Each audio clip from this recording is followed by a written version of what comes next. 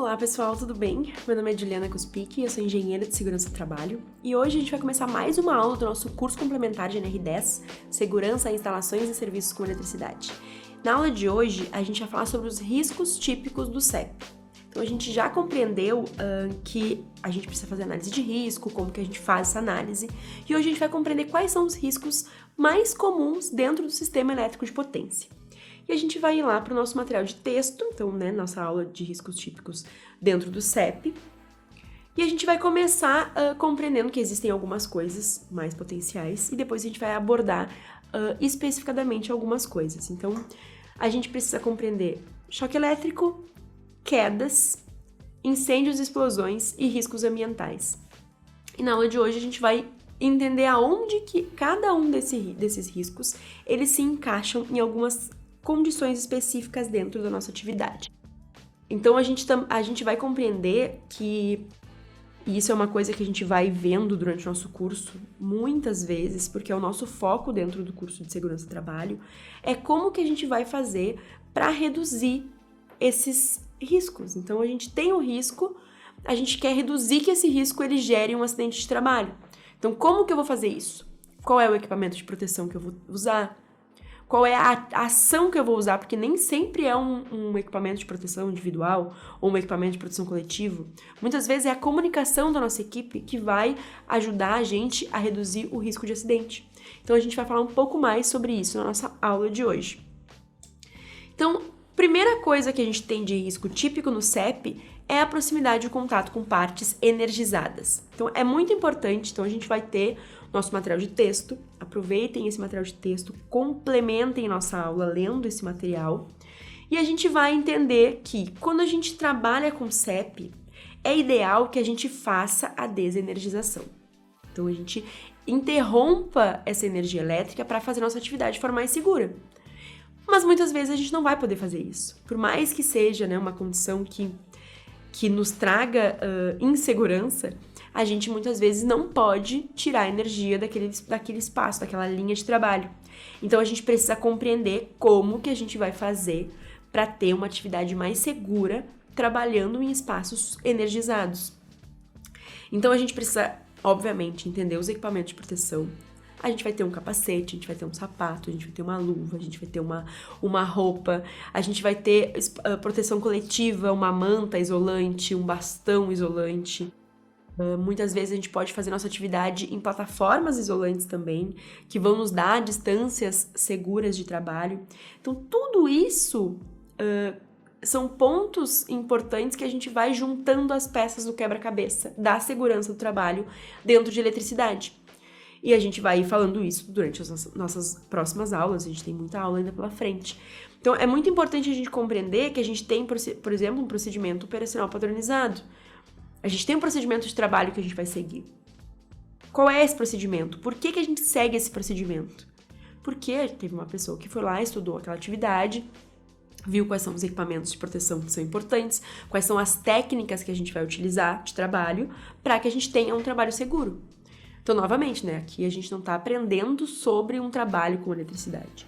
A gente está aprendendo sobre a segurança desse trabalho. Quais são os equipamentos e afins.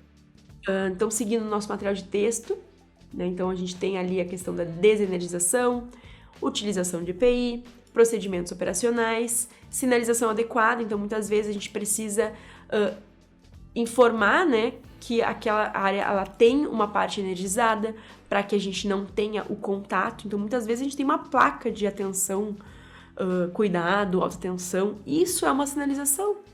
E isso é uma forma de proteção, porque a gente vai ficar mais atento naquele espaço.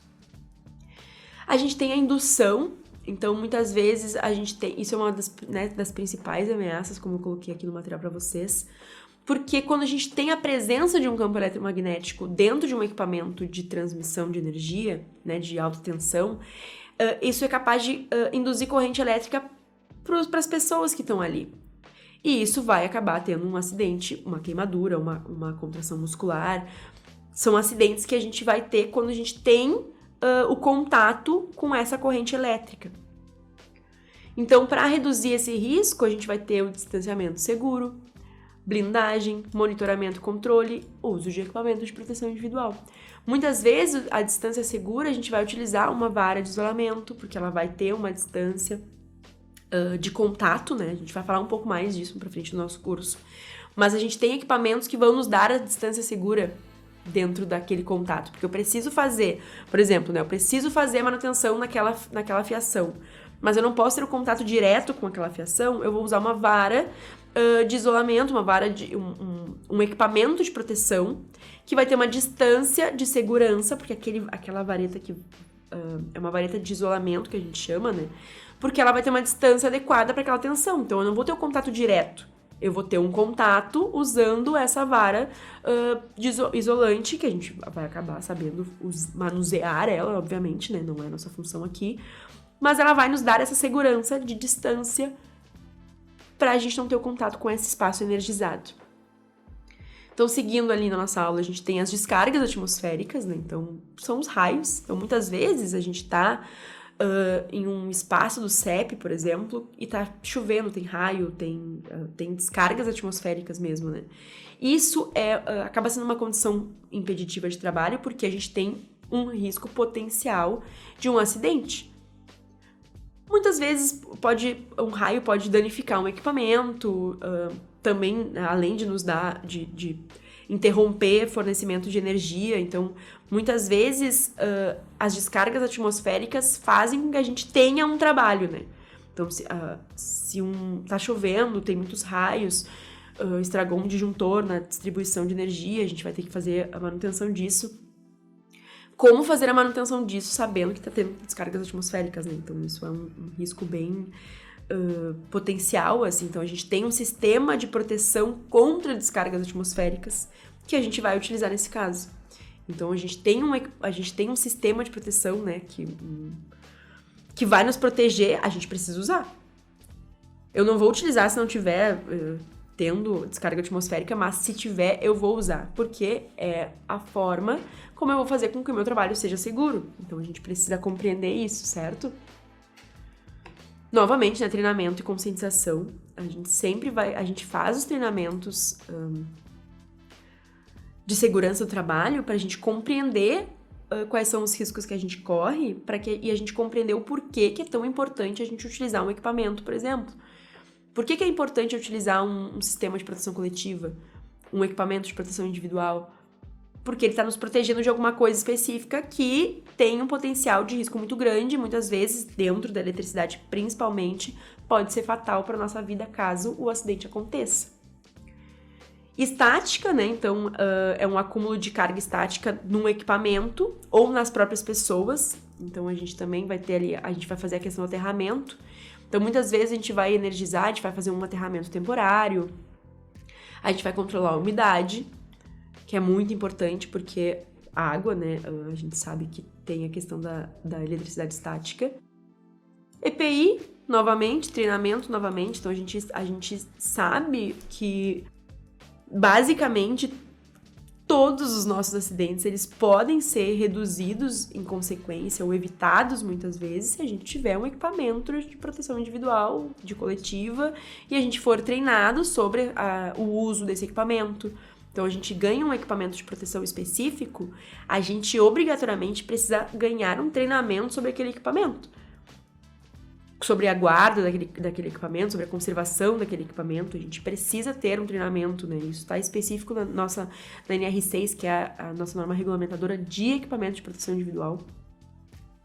Então, voltando aqui para nossa aula, a gente tem os campos elétricos e magnéticos. Novamente, né? Não estou lendo o material aqui para vocês a fio, então leiam esse material, é importante. Né? Novamente, manutenção de distância segura, controle do tempo de exposição, porque muitas vezes o campo elétrico e magnético, quando a gente tem o contato com ele, muitas vezes eles podem nos trazer acidentes como queimaduras e lesões mais graves, mas muitas vezes ele só nos deixa tonto, dependendo do quanto a gente está exposto a isso. E isso já é o suficiente pra gente ter um acidente, né, numa reação em cadeia, assim.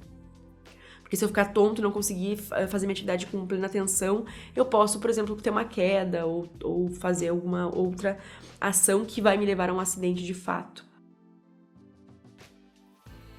E comunicação e identificação, que eu acho que é um ponto super importante, assim, que a falta disso acaba gerando acidentes. Então, a comunicação não é um risco de acidente, né? Mas a falta dela pode ser. Porque a gente tem um trabalho em equipe. A gente sabe que o nosso trabalho dentro do CEP, obrigatoriamente, é um trabalho em equipe. Então, a gente precisa ter comunicação. A gente precisa se comunicar com a nossa equipe, a gente precisa saber o que cada um está fazendo, a gente precisa, de uma forma efetiva, ter uma comunicação dos procedimentos de cada um. Então, a gente vai ter um supervisor, a gente vai ter, né, uma equipe ali com uma hierarquia dentro da equipe, onde cada um vai fazer uma função. A gente muitas vezes precisa ter empatia com os nossos colegas de trabalho, e isso faz parte da comunicação também. Então, muitas vezes a gente não tá num dia muito bom, então como que a gente vai lidar com isso dentro de uma equipe? Porque é um trabalho em equipe. O trabalho ele só vai ser funcional e eficaz 100% se a equipe falar, entre aspas, a mesma língua, né? Então, a gente precisa se comunicar de forma efetiva. Outra questão muito importante também é o trabalho em altura, máquinas e equipamentos especiais.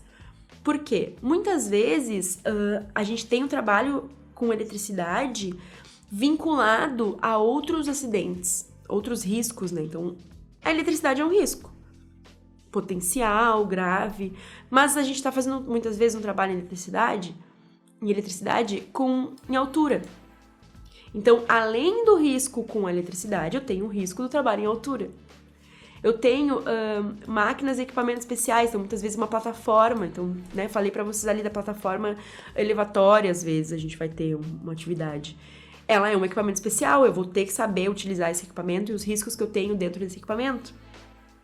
Muitas vezes a gente tem né, uma norma regulamentadora sobre máquinas e equipamentos. Como é que funciona a segurança de máquinas e equipamentos? A gente tem trabalhos em espaços confinados. Então, a gente vai ter uma galeria subterrânea, torres, caixas de inspeção. Então, são lugares que vão ter outros riscos além dos riscos e perigos elétricos. Então, a gente tem que compreender que muitas vezes é um acúmulo de risco que a gente tem. E como que a gente vai ter a segurança disso? Então, a gente tem ali trabalho em altura, eu tenho que fazer um curso de NR35. Eu tenho trabalho com máquinas e equipamentos, eu tenho que fazer um curso de segurança do trabalho com máquinas e equipamentos, fazer um curso de segurança do trabalho em espaços confinados.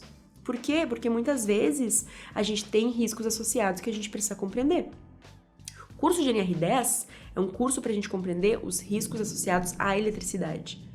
O foco é a eletricidade, é o choque, é a indução, as coisas que a gente falou ali, o campo eletromagnético, e quais são os equipamentos que a gente utiliza no trabalho de eletricidade que nos protegem disso. Quando a gente faz um curso de trabalho em altura, por exemplo, a gente vai entender mais a fundo os equipamentos do trabalho em altura, que também muitas vezes vão ser equipamentos que a gente vai associar no nosso trabalho com eletricidade. Mas ele não está nos protegendo da eletricidade, ele está nos protegendo da queda, que é o risco do trabalho em altura que a gente está fazendo. Então, é muito importante que a gente compreenda que a gente tem esses outros trabalhos associados. Então, a gente precisa ter, num modo bem geral, dentro dos riscos que a gente tem que ter uma equipe que se comunica, tem que ter, de fato, um trabalho em equipe, tem que utilizar o equipamento de proteção, tem que estar treinado e capacitado para fazer aquela atividade. Da mesma forma como a gente a gente se capacita para fazer o trabalho com eletricidade, a gente compreende o que é a eletricidade, o que é uma corrente, como que a gente faz uma manutenção, e a gente está apto para fazer o trabalho de fato da eletricidade, a gente tem que estar apto e capacitado, treinado sobre a segurança desse trabalho e de outros trabalhos que a gente tem. E isso é uma norma do Ministério do Trabalho, né? É o Ministério do Trabalho quem determina que esses cursos precisam ser feitos. E é muito importante porque a gente sempre aprende alguma coisa, né? Muitas vezes a gente faz um curso e não sabia da obrigatoriedade da empresa de fazer um procedimento de trabalho, por exemplo. Agora que eu fiz o curso, eu vou pedir para ver qual é o procedimento de trabalho, porque eu sei que tem que ter e eu sei que eu tenho que ter acesso também. Então, é importante que a gente compreenda. Nosso trabalho aqui é basicamente pegar nossa norma regulamentadora e compreender ela de uma forma mais fácil, certo? Então, basicamente, né, compreender isso, assim, a gente vai falar sobre técnicas de análise de risco, a gente tem muitas outras coisas para falar nas nossas aulas ainda, equipamentos de proteção, a gente vai falar sobre acidentes de trabalho, e a gente vai, né, acumulando esse conteúdo, esse conhecimento dentro da segurança do trabalho nas nossas instalações com eletricidade, certo? Então, mais uma vez, se ficou com alguma dúvida dentro do nosso conteúdo da aula de hoje, aproveita o espaço de comentários e a gente vai, né, tirando essas dúvidas para que a gente consiga finalizar nosso curso com o máximo de conhecimento possível, certo? E a gente se vê na próxima aula. Obrigada, gente!